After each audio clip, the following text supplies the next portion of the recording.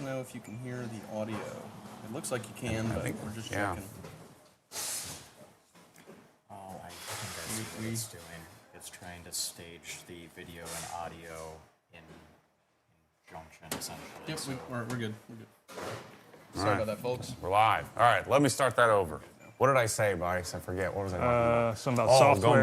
Going back to the beginning. So it's been, let's see, first Black Friday would have been 2017. I may have even skipped that first year, so it's probably 2018. Back then, we were shipping out of my parents' house. My dad was using a yellow notebook and paper, and we were quite a bit more sophisticated. So I wanted to kind of show you how this operation works. This is about 5,000 square feet, 4,500 square feet, something like that. We're 12 feet to the beams, 15, I think, to the ceiling, something like that. But this was already set up. So this room, we hadn't modified at all. This was set up this way because this was the bank. They had, actually, the only thing we had to take out, there was a bunch of cages in here because they kept deposit slips. And so this bank, they built this building in 2005. And so it was where they would bring all their paper. And then Iron Mountain would come out the side here, pick up all the papers, and then take it to an archive when they had to keep all that stuff done that way. And so when we moved in here, we knew we'd at least be able to transplant the yarn building, I guess actually Oak Street, which was next to the yarn building, right into here. And then we had a little bit taller ceilings, and then obviously more room to work. And since then, we've installed some more sophisticated software, and we have A, B, and C inventory. So A inventory here is in these first, I guess, 1, 2, 3 rows. And then our B inventory is over here, as well as the larger format stuff that comes in where we don't bring it as far back into the building. And then C inventory, which would be apparel and tchotchkes and stuff like that. And so the way it works, let's see if we can find somebody. The way it works is you place your order. Order comes in via Shopify. And then, Jason, actually, let's go look at the software here and kind of show you guys how it works. We'll do sort of start to finish. So the way that our system works is you would go to obsessgarage.com, you buy something, or you go to obsessgarage.ca, you buy something, and then there's an API that's connected to a software called the POSCO. And so this is, what am I looking at here? This is the back end of the software. This is what Ted sees? Yep, correct. The order list here is the... He can pick me up here. The Shopify orders come in, it does a sync with the POSCO, and all orders show in the POSCO. And then Ted would grab all the orders and then put them in waves. And so he releases them out to the pick team, right? Correct. But let's back up a step. So all of our ordering, what did we install here recently? Bright something or other? We're in the process of doing that. Okay. Yeah. So we had a, we have the purchasing. So we send POs out to say Griot's Garage. Right. PO goes out. That we send that PO via. Right now it's via email. Okay. But it will be automatic in the future. Gotcha. Okay. And so then the POSCO. I'm just trying to understand how this thing works here now because it's more sophisticated than it's pretty complicated than I here. So explain to me how it's going to work, or how it has worked and how it's going to work. So when the PO goes out, let's say Griot's Garage fulfills the order. Yeah. So when the orders come in, warehouse team then accepts the PO from POSCO. Yeah. That's how our inventory syncs. Okay. So then you'll see also the inventory numbers on the website as well because the products team added that feature there. So if something like, let's say we had like 10 back orders on Griot's foam cannons hit the warehouse, Ted scans them, and then it automatically, it then puts them in stock, and then it'll show back in stock on Shopify, and it'll then trigger us to then go and ship out the 10 back orders. Exactly. And so we're managing our inventory count, and we're doing cycle counts regularly to make sure our inventory is accurate. It shouldn't, as long as no one's stealing anything, it should theoretically stay accurate. The only thing that messes us up sometimes is the bundles. Like bundles, is problematic at certain instances. So they've spent a lot of time on the back end when you buy like a pressure washer and it's 12 different parts and pieces. It's always, that's been a really difficult thing. It seems so simple, but it's been a really difficult thing to manage. And so then order comes in, somebody place an order comes in, Ted sees all the orders, comes in here, and he'll release them in batches to the pickers. And so then the pickers are picking, are we doing 6 orders at a time? 6 orders at a time. So, The bins right there. so Andrew can explain this. So Andrew, how does this, show us how this works again. So you have 6 different bins. You scanned all, so how does, so the order comes in. You click on the batch, and then you have 6 orders, and then so you start at the first location. This would be the first item. These are the hottest items. Yep. So then you go to the location. It's all location based. So right now I'm on a press-all label. It'd be S208. You Yep. go to the location. I scanned it. You go to the item. Yep. I scan that as well, and then you put the quantity, and then you assign it to the bin. Okay. And that way. So now that bin is assigned to that to customer. those items, yeah. I already have some already started, so I have Right. 2 bins live right now, and then. And then it knows you pulled 6 orders, and so it's you're not going to walk around the building. It's going to take you an order. Yeah, so if all the items end at that end cap, then it'll finish right there. I'll go unload, and then I'll start again right here. Got it. Okay. Well, let's follow him. Let's see how he does this here. So I'll This is be here interesting at to me. the labels for a little bit. We're selling lots of labels, Oh, lots yeah. of press-alls. Lots of labels, lots of press all. Bill Hamburg. And so what they'll do, these come in rolls, and then when they have downtime, they'll cut them. We're actually Yeah. changing that. They're going to be perforated coming soon, so, So we they can just rip tear them. off. Yep. Okay, Yep. nice. Yeah.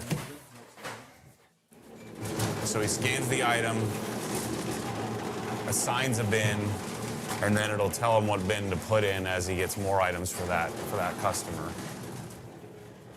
So notice he's going in order and then filling the bins based on what people have bought. Extra large. It'll be that same bin, different item. Got it. And you just keep going down the aisles. Just weave through and then Yeah. get all your bins filled. Because in the beginning, you'd be like, all right, I need to get this. And you come over here, and then you're like, oh, I need a pressure washer. You walk all the way over there. And then they would learn and memorize, but now we don't have to memorize as much. See how much quicker he's able to. He's picking 6 orders at a time and then scanning and grabbing items and putting them in the appropriate bin. And end of his day was like 20,000 steps before. Now it's only like 6,000 maybe or 7,000. Oh, yeah, that'd be a good thing to track. And so he's staying in order. And then our future will be, we can do up to 12 orders at a time, so they may do 12. The other thing that we will probably do beyond 12, then we would go to picking lines. And so you would bring, they would bulk pick from, like eventually when we end up with a really large warehouse, we will end up where nothing comes off the pallets. The pallets just go on pallet racking, and they would then we'd have bulk pickers, which would bring it to a picking line. And then you would have, sort of a single row where they would just pick and pull and then go on conveyors. And so that's where we would go next. And so I hired a operations specialist, Mark. So Mark came, and so he's helping us, kind of. First of all, we needed to install the software to do more predictive purchasing, because that's been the most difficult thing for us. We're buying a lot of obscure stuff, and a lot of that stuff, a lot of times, no one's buying. And then we make it known, and then people start buying the stuff. Like Prevost took forever for us to have stock of Prevost because they weren't selling this. We were buying one size and very specific fittings and using it for very specific tasks. Like say, for instance, on the CR system to do the piping package for the DI setup, and they didn't have the right stuff, and we had to figure out how to cut the tubing to cut the piping. So we cut it in 3-foot sections because it's more shippable, and just kind of figuring out each product one at a time. And so the next step for us, now that we have 5,000 SKUs, the next step for us is to then give them more predictive information, so that way we can be in stock. I mean, we're out of stock, 1.50% of the time. Yeah. And so now we're out of stock, maybe 30%, 20% of the time, and the goal would be to be out of stock almost never. And that requires us to really hold the suppliers accountable, but we need to know what we need to order and when. And so Jason came on board, and he's helping sort of build that structure. Yeah, I guess there's like a whole other level to it, Jason, because you have to deal with submitting POs to get stuff in our warehouse, but you're also dealing with the drop shipping and submitting those POs to make sure people get stuff that we actually don't stock here. Because there's big things like lifts and all that Yeah, we don't want to flooring, carry yeah. here. And someday we will probably just stock most things so we can be more efficient. But big stuff, maybe, who knows? With the Middleton showroom, we'll probably end up stocking cabinets and flooring and stuff here locally. So we may find that it may be best served to just do that all from one location. But who knows? Maybe we'll do the math, and maybe it won't. Maybe it'd still be better to have have it housed in other places. The other thing we want to install in the next, say, 18 months is to have a West Coast facility about this size. Where we would basically split this in half. And so that would buy us probably another 2 or 3 years. And so we would take half the stuff out of here, maybe even more, and it would be over on the West Coast, somewhere like in Reno or something like that. And our software is sophisticated enough to handle that, at least for now.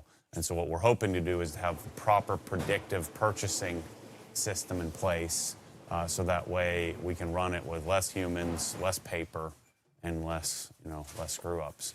Let's keep following on through here. Touchless. And one of the things they do is like separate touchless and traceless because they look identical. And you guys purchase it a lot, and so they'll put it on different areas just so that there's less because the natural tendency would put them both in the same shelf, but then there'd be a lot more mistakes that way. Because there is still, even though he's scanning it and it'll read an error, there's still there's still human error, that can happen in this. A lot less human error than we had in the beginning. So we make a lot less shipping errors than we have in the past. So here's traceless over here in the opposite shelf. Even though it really doesn't belong here, we put it here to sort of separate it out. But this room has probably about 4,000 individual parts and pieces that add up to the garage, which is each thing in here. DMF lighting. Yeah, there's lights here, and then across from that we have a seat shield. Yeah. And then we got some OSFO and some oil. Yeah. So it's no, we're not quite Amazon where there is they don't have the product doesn't matter. It's all driven by SKU or who knows how it's all driven by algorithms. But then, one of the big things we made a change here, instead of taking this off the pallets, we do prepare a lot of things. Like, for instance, if you buy a power cord reel, they want to sort of repackage it a bit. And so they'll go in and notice there's OG tape. And so we've learned lessons over the years. How do you ship something? When the modern day, the OG vacuum system, when it comes in, they do a little bit of repackaging. We almost completely repackage pressure washers. So there's a box inside of a box, and so we get foam on a pallet, boxes on a pallet, and pressure washers on pallets. So these are 1122s. Notice 2 big holes, 630s and 1322s. I don't know how the pressure washer manufacturers managed to mess this up.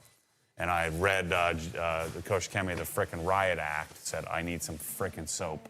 And so they made it happen. So thanks to them for getting that done. But we're missing the 2 most important things that we frickin' sell. But they're coming in. We're having people, reserve your spot. We're keeping everybody, in line of where you should be. And then as soon as they arrive, we'll ship out. So I wouldn't hesitate to buy them. No one has them anywhere. I mean, I'm the only one who has the 1322. No one has the 630s. We'll get a good percentage of them when they show up. They're due in a few weeks. And then we've made some changes here as well to create some more area for staging bulk stuff coming in. And then we've put all of our lower use items in like our t-shirts and hats and stuff. By the way, we have crazy sales. I'm trying to clean this up. And so we're selling off a lot of the excess shirt stuff at basically my cost or below. Hats, shirts, and so this is just tying up. And there's probably $150,000 worth of inventory sitting in this room, of which we could be allocating those resources to other things. And here's how they come on a roll, and then they come in here and they cut them on the table when they have time. And so they'll probably run out of labels because we're selling tons and tons of press-all stuff because it's freaking awesome. And they'll run it on this little cutter thing here. you kind of make do, and then we make some improvements. Like Bryce said, our next rolls, we have to work through the rolls we have, but our next rolls will be perforated so they can just tear off. We can keep the rolls. Probably we'll figure out some sort of system, or it'll be on a pole or something, and we can just rip off one at a time. And this is another reason why we can't just buy infinite colors of labels. I mean, you have to buy a frickin' giant roll of 1,000 minimum, 2,500 minimum, and so generally we have to buy a case. And so we can't just have 500 different colors, at least not yet. But I would rather, you know, rather than having a bunch of T-shirts that we don't sell as much, I'd rather, you know, stock more colors of things like that. And so that's what we're going to be really focused in on. I'm having to relent a little bit and sort of doing it the way I want to do it. And we're having to make some concessions on do it the best business way. So let's go walk this way and let's look at how they drop off the package. I think that's all I need, Jason. Appreciate you. Thank you, Jason. So right now it's a little clunky in that what they do is after Andrew picks, you see him now dropping off. So he comes, they pick everything, and then they come drop off bins. And then we do have quite a few steps where Trevor's dropping off a press-all order here. So this bin, they'll then pick up, the packers will pick up the product and then come over here and then start to package it. So is this one order? No, each bin is one right now. Okay. But I just grab a couple. What happens if it has more than one that doesn't fit in a bin? You just keep it together? No, we have bins that say 4, and they're all 4. They're marked a foursome. Well, how do you put a pressure washer in a bin? We get a little coupon saying we got a pressure washer in here. Okay, So a okay, little orange key card like. okay. And then we scan that card. Got it. And then the boys get the pressure washers again. This is one. Derek, I need that bin. That's smart. This dude saved a bunch of money. He's Yeah. filling up his closet. Best shirts on the planet. Yeah, Yeah. Derek's got to get my bin for this one. He took it before I scanned it. So then the way it works is though, so you'll scan it here, Yep. and then you'll box it. We don't weigh anything because each item has been weighed individually. It's been weighed and measured. And so it's within a certain percentage of accuracy because UPS doesn't charge you until they weigh it, until it scans and weighs it there at their location. But we don't need to weigh items because it's within a fraction. Because we have all our box weights in the software, we have all our products weights and dimensions in the software, and so what they'll do is put this all and make sure it's packaged properly. And they'll put this all in a specific box. Now this is where the software will tell them what box, but you don't use that, do you? You guys sort of know what box. It doesn't read it right. Like Yeah. tell us a huge box, and we know. I mean, we've done it so many So years. right, so there's a bit of a training element when we have a new packer come in because the software it tries to get its best, make a best case or make a best guess at what Tried box. it, and it just doesn't. Yeah, there's a lot of times where like you can't put an item inside of another item. So like buckets is a thing for that. Like Right. they'll just put stuff inside of a bucket, Right. but It like gets the safer software is and- like I'm gonna stack the buckets, Right, yeah. which you don't want. Right. Yeah, and so we're always constantly working on that to try to make it more efficient. But then there's no weighing of the item, and what we used to do is we used to pack it, bring it back over to a conveyor, and then it would go to a weigh station, and then that person would then load it. Well, now once we've skipped like 2 steps in the process, and then in the future we'll get to the point to where we'll try to get rid of their steps and have the products rolling down conveyors behind them, so they can just. That's sideways. Yeah, they just sort of pull it right off the conveyor, and then when they're done, they put it on the conveyor. So that's what would be coming, I think, next. We'll go to 12 order picking, and we'll go to conveyor picking, and we'll probably need to respond to that when we go to a free shipping model.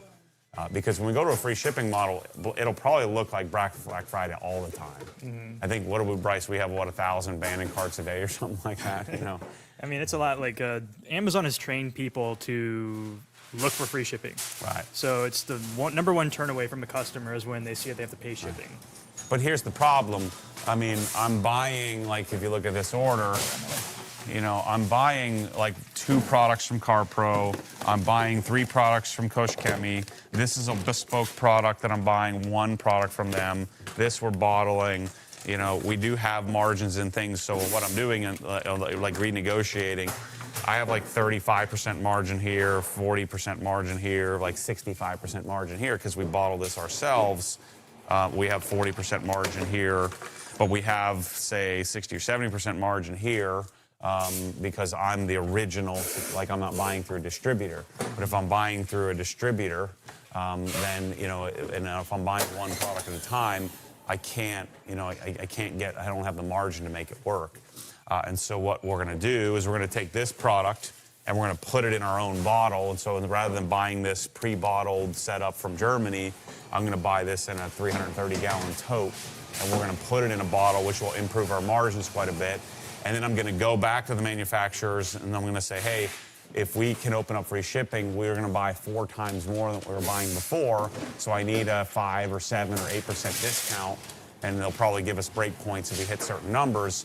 And then I can assume that, you know, basically operate at the same profitability I am now, but then I can assume the shipping cost.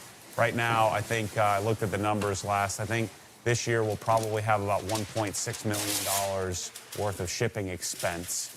We're collecting somewhere around $1 million, so I'm still eating a good $500,000-$600,000 a year of shipping expense. But if I absorb the other $1 million, I mean, that basically wipes out almost all profit margin that we would have as a business. And so I'm better off selling 25% of what I've been or what I could sell if I ship for free. I'm better off selling less just because it doesn't do you any good to operate at a loss. You can go out of business pretty quickly that way. And so you can see Bobby then generates the order. They're doing a little bit of spot checking, eyeball checking. A little bit. I don't want to dox this guy.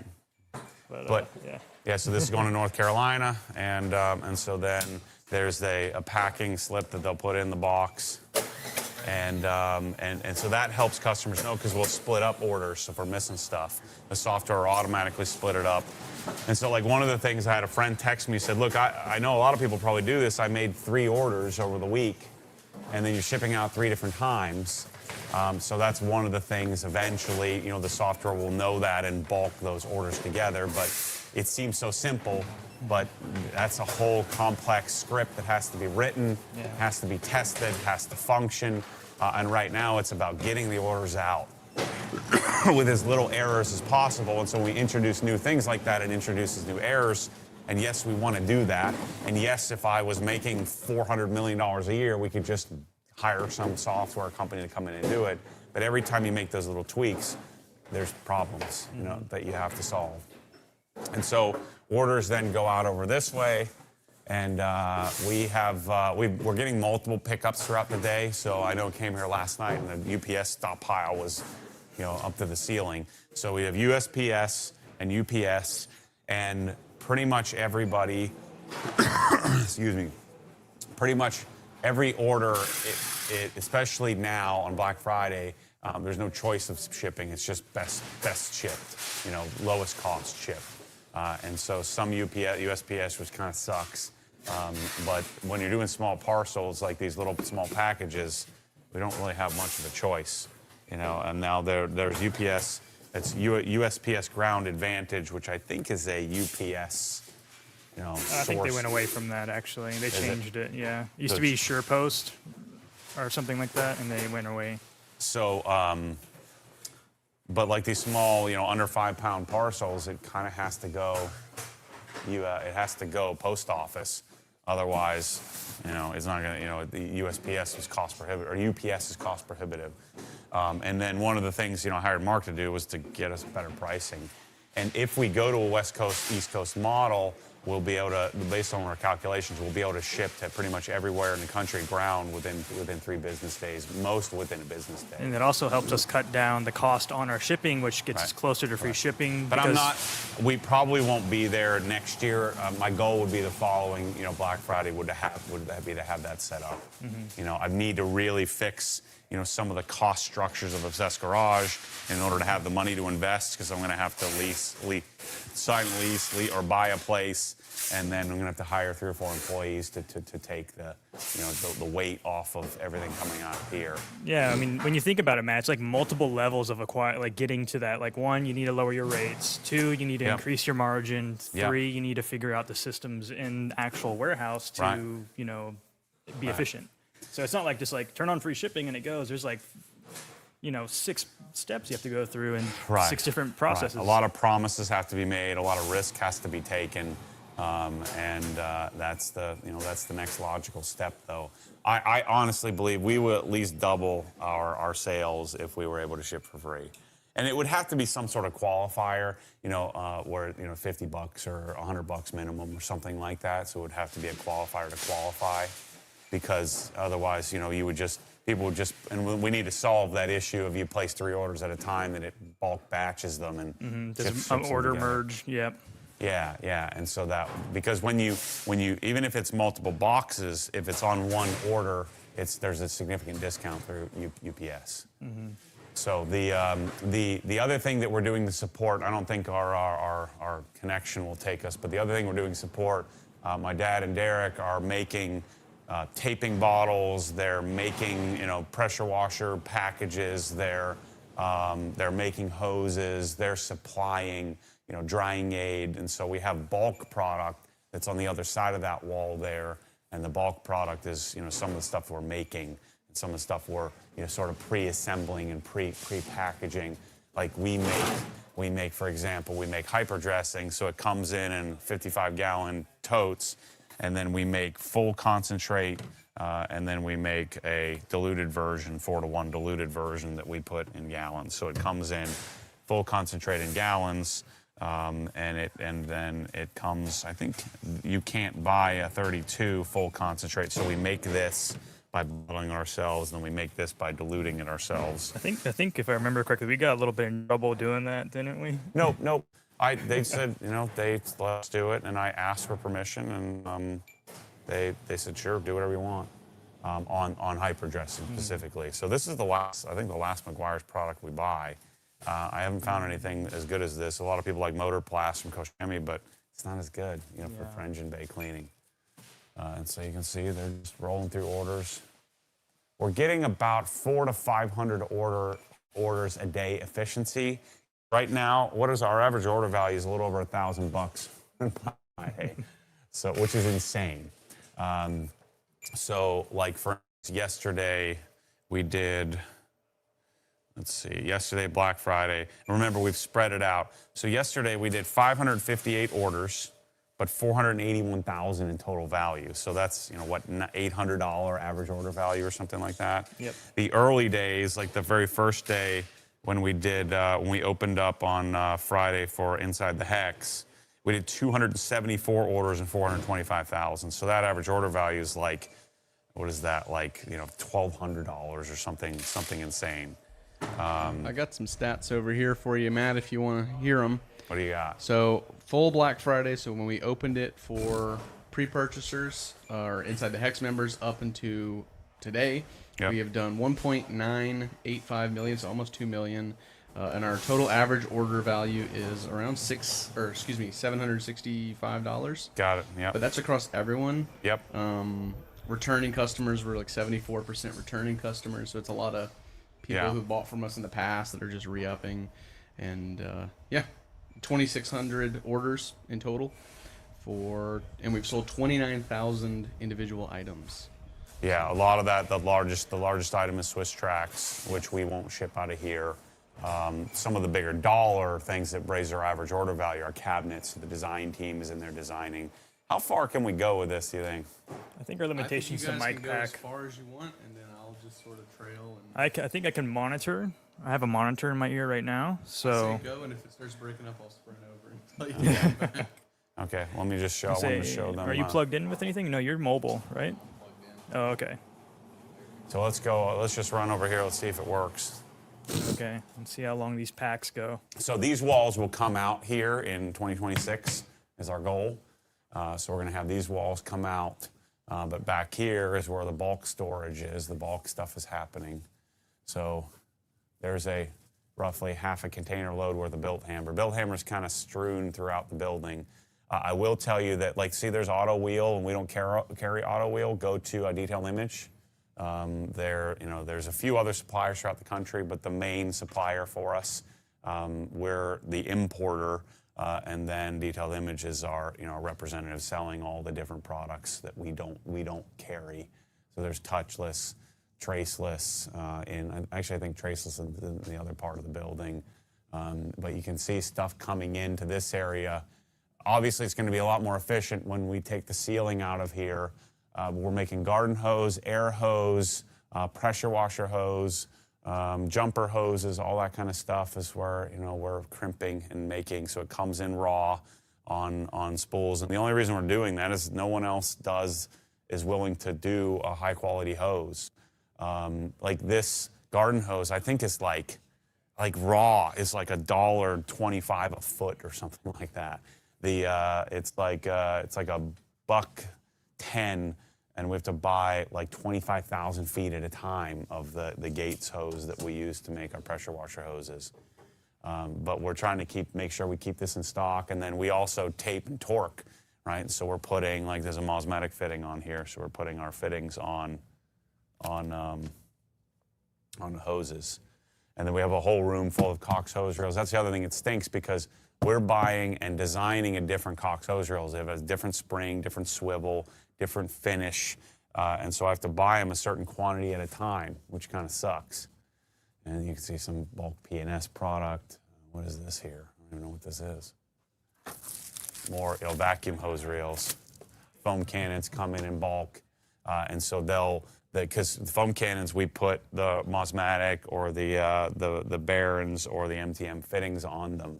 And so we're doing all that to sort of take the weight off of people. And then some of the new stuff in the back corner here is JTR. So JTR speakers take up a bunch of space.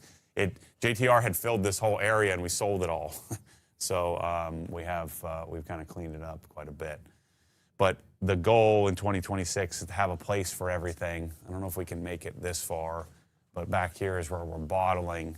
And my goal would be to be bottling everything in press-all bottles and some sort of less expensive bottle by the end of next year. So we've got big goals next year, and we'll be packaging and sorting through microfiber as well, because we're probably going to start buying containers of microfiber. And our goal next year is to get set up to be able to get to that model where I'm able to promise the manufacturers that I'm going to buy more, and then we can kind of turn on that free shipping, East Coast, West Coast distribution, sometime, that following season, in early 2027, in order to be set up for Black Friday next year. But it's also imperative, I think, that I have a studio here as well, and so we're kind of rounding out this project. We'll be in here, I think tomorrow or maybe Monday, we're going to be talking about garage design, kind of working through that. So this room here is filled with a lot of the product that's going in my garage as we kind of get it set up. The final steps are being done. You can see they built all the most common boxes. They pre-built this pre-Black Friday. And so we have rooms all throughout this building filled with pre-taped boxes just to kind of save them some time. And I explained to you, there's 500 more efficiencies that we can do in the coming years to make this more efficient, more effective. Tool grids here on the right. But it's been and we're doing some of our high flow wash stations back here. We're building those. We have bulk boxes here as well. Some of our less used boxes or overflow box storage.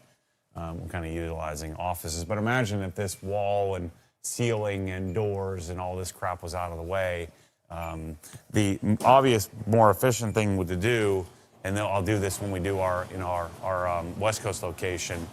The obvious thing would have been just to buy a 30-foot clear, warehouse. It's just not around here, and so someday we'll probably have to concede and do that as a warehouse. But for now, this is grassroots, and this is YouTube driven, and we're gonna continue to sort of maximize our footprint. Shoot, we did this same amount of business out of like 2,000 square feet before. So to us, this feels like a giant facility, just filled up with a lot of stuff. And what my hope is in the coming years, we're actually spending a lot of time. We're going to reduce the number of SKUs probably by about 20% this year, and really narrow and focus and really support. Like, for example, Tool Grid, I feel like there's a lot of support that I can give to Tool Grid in teaching people how to buy it and creating better ways for people to package and learn how to use it. And so if I have less products I have to think about, and really narrow it down to what are we using, what do we recommend, clean up our website even more, make it very intuitive. That's the goal, this coming year. Got one question before I let you roll here.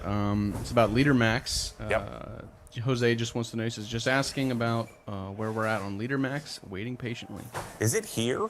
It's not here just yet, but it should be arriving any day, and we're actually going to be talking about that. Well, I've been saying any day for a month now, so it's on the water. It's in the country. It's on a truck. It should be here like today, tomorrow, the next day. Oh, I got you. So really any day. We're planning to go live this Friday. We'll be talking about it a little bit on the stream. We don't have a lot. They could only Not a make a ton. certain amount. No.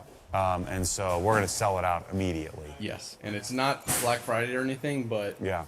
people, you're going to buy it anyway. It's phenomenal. Yeah, but Matt Rutledge has already tried to do some predicting, and we're going to, have it at, multiple retailers throughout the U.S., so we're working on it. But we should have it here for your initial order in the next, we're planning on next week, right? It's going live this Friday, this upcoming Friday, whether we have it or not.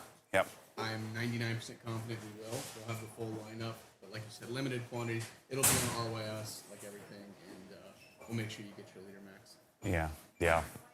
Yeah, well, I mean, with color lock, there's no, there's no leather, like proper leather cleaner. I mean, you got Leather Eek, but it's, I think it's going to sort of take over the U.S. market. You have Geist as well, but this stuff is freaking awesome. So it'll be here, and just have your trigger finger ready. No jump in the line. It's just going to be one, a free for all. We're going to put it up there, and people are going to buy it, and then we'll have more coming. We'll have a better idea of how much the demand is, so we'll have more coming here shortly. Yep. But anyway, that's the warehouse. You got any other questions for me? I got no questions for you. I just let the people know where to buy, what they can do, and wrap us up. Yeah, so anyway, that's where we're at. We're rolling through. They're working all day today. I think they're doing a full day today till like 6:30 or something like that. Tomorrow we do a half day just so we don't burn out the team. So they'll do like an 8 to 12 versus 8 to 1 or something like that. And then Monday, Tuesday, Wednesday, they'll be doing 10-hour days until we catch up.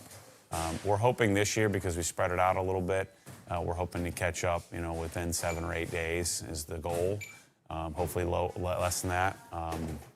But we have next year. It's very clear that I'm going to trade out with the team. Normally we take off Wednesday, Thursday because we open it up early. We would just take off Thanksgiving and work. If we worked Wednesday, we would have been 400 more orders. 500 more orders caught up. So that's another lesson learned because we opened it up this year on Tuesday. But I had already promised people, made plans, trips to family.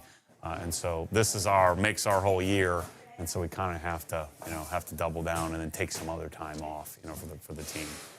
Anyway, thanks for watching. Thanks for all your orders. Keep them rolling in, and we're hoping to close out this year. I mean, our peak year, we did 3.1 million, 3.2 million on Black Friday in 2022. I think we did 2.5 last year, so I think we're going to blow through that. I think Nick's numbers are wrong. I think we're at 2.1 million. That's just for the sale, what I gave you. That's not the whole month. Yeah. Well, I'm just talking. Yeah, your sale numbers are not correct. Here, I'll tell you what they are. 14, 22. Why does that say 800? That doesn't seem right. Maybe my numbers are wrong. Your number is different than it was last time, Matt. I think you might need to update the dates, or you might be looking at the comparison. Something's weird. Yeah, well, we're at 130,000 today. That's pretty sweet. I thought we would tail off here, but it's been doing well.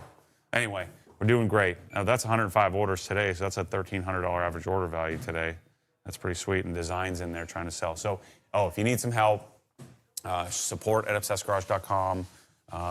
The other option, if you need some help with design at obsessedgarage.com, and they're literally sitting there waiting on you to contact. They're reaching out to people and closing larger garage orders. MSS is coming next week, and LeaderMax is coming next week. So thanks for watching. See you. What's our next thing? We're doing tool fitness in the front. Got it. Full packages. Okay, so we're gonna dig into tools at noon. Yeah, noon is when we're doing that. So see you then.